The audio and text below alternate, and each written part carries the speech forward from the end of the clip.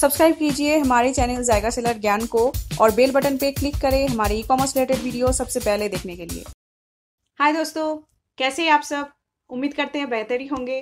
तो आज हम बात करेंगे जीएसटी के बारे में। जीएसटी ऑलरेडी 1 तारीख से लागू हो गया है, फिर भी जीएसटी को लेके बहुत सारे कन्फ्यूजन है, इन्फॉर्मेशन क्लियर नहीं है कि ई कॉम सेलर को क्या करना चाहिए। तो आज हम आपको बताएंगे ई कॉम सेलर के लिए जीएसटी में क्या क्या चेंजेस है, आपको क्या करना है, और आप न्यू रजिस्ट्रेशन अगर करना चाहते हैं जीएसटी में क्या क्या डॉक्यूमेंट्स चाहिए।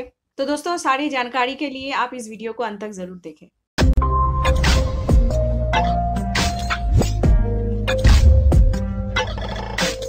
दोस्तों, मैं हूं ममिता और स्वागत है आप सबका हमारी चैनल पे। हमारे पास बहुत सारा ऐसा सवाल आया था कि जीएसटी में ई कॉमर्स सेलर के लिए क्या क्या चेंजेस है, कैसे आप जीएसटी के साथ आगे बढ़ेंगे, फिर जीएसटी के लिए न्यू सेलर के लिए रजिस्ट्रेशन ज़रूरी है कि नहीं है मार्केट प्लेस में ऑनलाइन सेलिंग के लिए।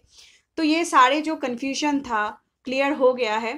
तो हमने ये पहले वीडियो इसलिए नहीं बनाए थे ताकि आपको सही जानकारी आपको दे सकूं। मार्केट में ऐसा बहुत सारा रूमर्स था कि न्यू ई कॉमर्स सेलर के लिए रजिस्ट्रेशन की कोई ज़रूरत नहीं है, आप बिना रजिस्ट्रेशन करके ही आप ऑनलाइन सेलिंग कर सकते हैं। तो दोस्तों, मैंने ये सारे इन्फॉर्मेशन जो है क्रॉस वेरीफाई कर ली है मार्केट प्लेस से कि आपको अभी क्या करना है, और अगर आप न्यू रजिस्ट्रेशन करना चाहते हैं ऑनलाइन सेलिंग के लिए मार्केट प्लेस के साथ तो आपको क्या क्या करना है, क्या क्या डॉक्यूमेंट्स देना है, वो आपको डिटेल में बताने जा रही हूँ। और दोस्तों, हमारे जो पिछले वीडियो हम जो बताए थे आपको जीएसटी के बारे में, जो अप्रैल में हम अपलोड किए थे, कुछ इन्फॉर्मेशन अभी अपडेट हो गया है, कुछ रिविजन्स है, तो वो भी मैं आपको बताऊंगी।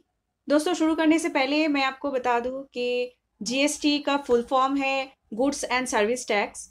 According to our honourable prime minister Shri Narendra Modi, ये है गुड्स एंड सिंपल टैक्स।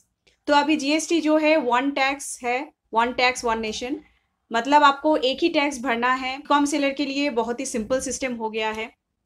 पहले क्या होता था कि आप अगर इंटरस्टेट अगर कोई प्रोडक्ट अगर आप सेल कर रहे हैं तो उसमें आपको एंट्री टैक्स देना पड़ता था हर स्टेट का अलग से, फिर आपको सीएसटी अलग से भरना पड़ता था हर अलग स्टेट के लिए, ठीक है।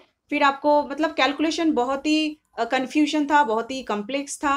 आप पहले जब कोई भी प्रोडक्ट अगर इंटर स्टेट सेल करते थे तो उसमें आपको एक फॉर्म भी भरना पड़ता था हर स्टेट के लिए अलग अलग से। तो ये फॉर्म भी भरना नहीं पड़ेगा आपको अभी जीएसटी नंबर देना है और प्रोडक्ट को शिप करना है। दोस्तों, हमारे पास बहुत ऐसा सवाल आया था कि जीएसटी किनको रजिस्ट्रेशन कराना है, किनको नहीं कराना है, फिर टर्नओवर अगर कम है तो टर्नओवर के हिसाब से छूट भी है। अभी देखिए दोस्तों, जीएसटी का जो रूल बुक है उसमें कहीं भी मेंशन नहीं किया गया है ऑफलाइन सेलर और ऑनलाइन सेलर अलग से सेपरेटली।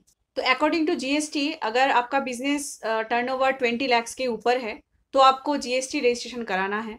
दोस्तों, एनुअल टर्नओवर 20 लाख का जो क्लॉज है उसके अनुसार offline seller and online seller जो इंटरस्टेट सेल्स में इन्वॉल्व होंगे, जो इंटरस्टेट सेल करेंगे, उनको जीएसटी रजिस्टर कराना ही होगा। अभी देखिए, कोई सेलर अगर लोकली बिजनेस करते हैं, जैसे कि फ्लावर शॉप हो गया, कोई डेकोरेटिव शॉप जो सिर्फ अपने स्टेट के अंदर ही प्रोडक्ट सेल कर रहे हैं, और उनका अगर वेबसाइट भी है, अगर वो वेबसाइट से भी सेल करते हैं लेकिन सिर्फ अपने स्टेट में इंटरस्टेट सेल नहीं करते हैं, तो उनको रजिस्ट्रेशन कराने की ज़रूरत नहीं है अप टू 20 लाख टर्नओवर। ये नॉर्थ ईस्ट में 10 लाख का टर्नओवर है, तभी नॉर्थ ईस्ट छोड़ के बाकी सारे स्टेट में 20 लाख टर्नओवर लागू है। तो दोस्तों, कुल मिला के कंक्लूजन ये है कि अगर आप इंटरस्टेट सेल करना चाहते हैं या कर रहे हैं तो आपके लिए जीएसटी रजिस्ट्रेशन करना अभी मैंडेटरी हो गया है। और अमेजन, फ्लिपकार्ट, स्नैपडील, इन सारे मार्केट प्लेस में अगर आप सेल करना चाहते हैं तो ऑल इंडिया से ही ऑर्डर आएगा, तो बाय डिफॉल्ट ई कॉमर्स सारे सेलर को, इन मार्केट प्लेस के सारे सेलर को जीएसटी रजिस्ट्रेशन कराना ही होगा, ठीक है। अभी न्यू रजिस्ट्रेशन के लिए अगर आप न्यू रजिस्ट्रेशन करना चाहते हैं मार्केट प्लेस में तो अभी डॉक्यूमेंट फॉर्म में, मतलब एप्लीकेशन फॉर्म में अभी जीएसटी मैंडेटरी हो गया है। जीएसटी आईएन अब देंगे तभी आप आगे प्रोसीड कर पाएंगे। अभी देखिए, जिनका बिजनेस ऑलरेडी रजिस्टर्ड है कोई भी टैक्स सिस्टम में, जैसे स्टेट वैट, सेल्स टैक्स, फिर एक्साइज ड्यूटी, ऑलरेडी अगर आपका रजिस्टर्ड है तो आपको जीएसटी रजिस्ट्रेशन कराना, जीएसटी माइग्रेट कराना मैंडेटरी है। आप अगर अगर अभी तक नहीं किए हैं अपने बिजनेस को माइग्रेट, तो आप जल्दी, जितना जल्दी हो सके आप विदाउट फेल आप जीएसटी माइग्रेट कीजिए। दोस्तों, हमने अपने प्रीवियस जीएसटी के वीडियो में आपको बताए थे जो भी सारे मार्केट प्लेसेस है जैसे अमेजन, फ्लिपकार्ट, स्नैपडील, वो है ई कॉमर्स ऑपरेटर। और ऑनलाइन सेलिंग में सेलर को जो टैक्स पे करना रहता था वो जीएसटी के बाद ये ई कॉमर्स ऑपरेटर को ही भरना है। तो इसमें अभी रिविजन ये है, जैसे आप पहले वैट भरते थे पर महीना आपको भरना पड़ता था, वैसे ही आप हर सेल का जो डिटेल्स है, डिटेल्स के साथ आपको टैक्स जो बनता है वही आपको भरना है।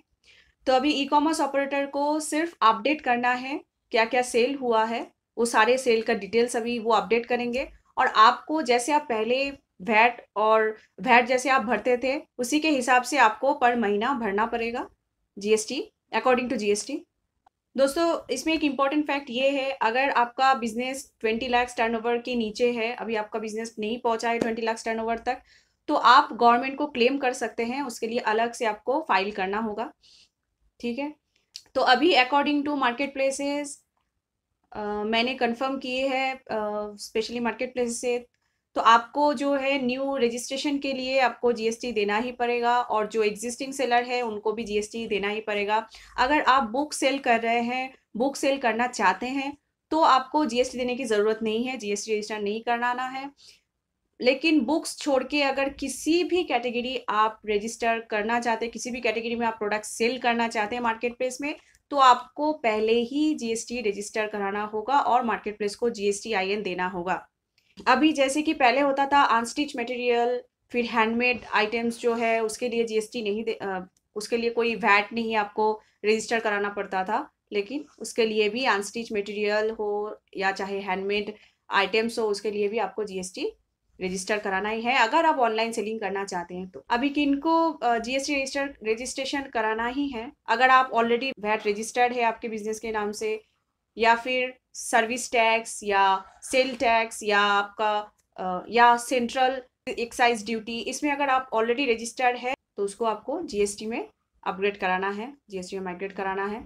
अभी दोस्तों, जीएसटी का जो डॉक्यूमेंटेशन है बहुत इजी है, ज़्यादा डॉक्यूमेंट आपको देने की ज़रूरत नहीं है। जैसे आपको वैट में देना पड़ता था, आपको शॉप दिखाना पड़ता था, शॉप का जो डॉक्यूमेंट्स है वो आपको देना पड़ता था। अभी फिर वैट में आपको डिपॉजिट भी देना पड़ता था, वो भी आपको देना नहीं पड़ेगा यहाँ पे। तो बहुत ही सिंपल प्रोसेस है। आप अगर घर से अगर बिजनेस चला रहे हैं तो आप जीएसटी रजिस्टर फिर भी आप कर सकते हैं सिर्फ रेंटल एग्रीमेंट देके।